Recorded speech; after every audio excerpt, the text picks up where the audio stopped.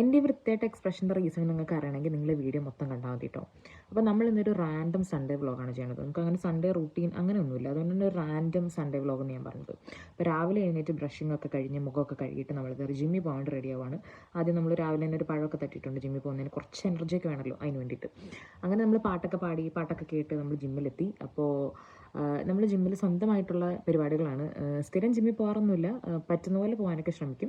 നമുക്ക് trainers individually ഒന്നുമില്ല. അപ്പോൾ നമ്മൾ അറിയുന്ന ഒരു രീതിക്ക് നമ്മൾ കുറച്ച് പ്ലാനും കാര്യങ്ങളൊക്കെ ഉണ്ടാക്കി സ്വന്തമായിട്ടുള്ള കലാപരിപാടിയാണ് അവിടെ നടക്കുന്നത് മൊത്തം.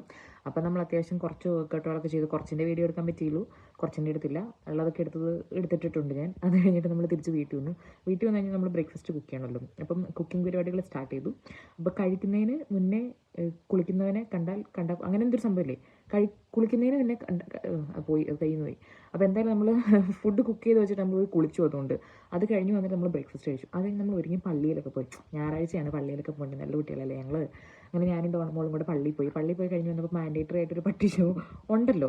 അപ്പോൾ നമ്മൾ ഇട്ടുകൊണ്ട് പോയ ഡ്രസ്സൊക്കെ വെച്ചിട്ട് വീഡിയോ ഫോട്ടോയൊക്കെ എടുത്ത് പിന്നെ കുറച്ച് നേരം ഏതോ ഒരു പൊട്ട സിനിമ ഉണ്ട്. അത് കഴിഞ്ഞിട്ട് നമ്മളിതാ വീണ്ടും അടുക്കള പണിയിലോട്ട് കടന്നുകൊണ്ടിരിക്കുകയാണ്. അപ്പോൾ എനിക്കാണെങ്കിൽ മെയിനായിട്ട് പാട്ട് കേട്ടുകൊണ്ട് വേണം പണിയെടുക്കാൻ.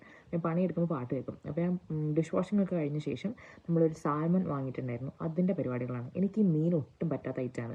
ഞാൻ ആദ്യമായിട്ടാണ് കണ്ടാണ് സാൽമൺ വാങ്ങണത് വീട്ടിൽ.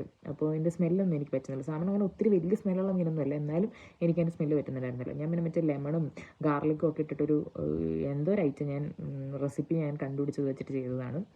ആ ഗ്യാപ്പിൽ നമ്മൾ കുറച്ച് ഡിന്നർ പാക്ക് ചെയ്യുകയും കൂടെ ചെയ്തു, ചിക്കനൊക്കെ ഗ്രില്ല് ചെയ്തിട്ട്.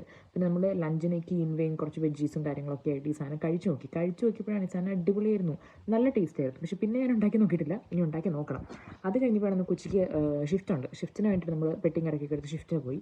അവിടെ ചെന്ന് കുറേ പരിപാടികളൊക്കെ ചെയ്ത് പിന്നെ കുറച്ച് സമയം കഴിഞ്ഞ് ഡിന്നറിൻ്റെ ടൈമൊക്കെ ആയി കഴിഞ്ഞപ്പോൾ കൊണ്ടുപോയ സാധനങ്ങളെല്ലാം ഒന്നും വിടാതെ കുത്തിക്കയറ്റിലും ഭക്ഷണം കഴിപ്പൊക്കെ കഴിഞ്ഞ് രാത്രിയായി ഷിഫ്റ്റ് കഴിഞ്ഞപ്പോൾ. ഷിഫ്റ്റ് കഴിഞ്ഞ് ഇറങ്ങി നമ്മൾ നേരെ യൂണിൽ പോയി. ഒരു ഡാൻസ് പ്രാക്ടീസും പരിപാടി ഉണ്ടായിരുന്നു.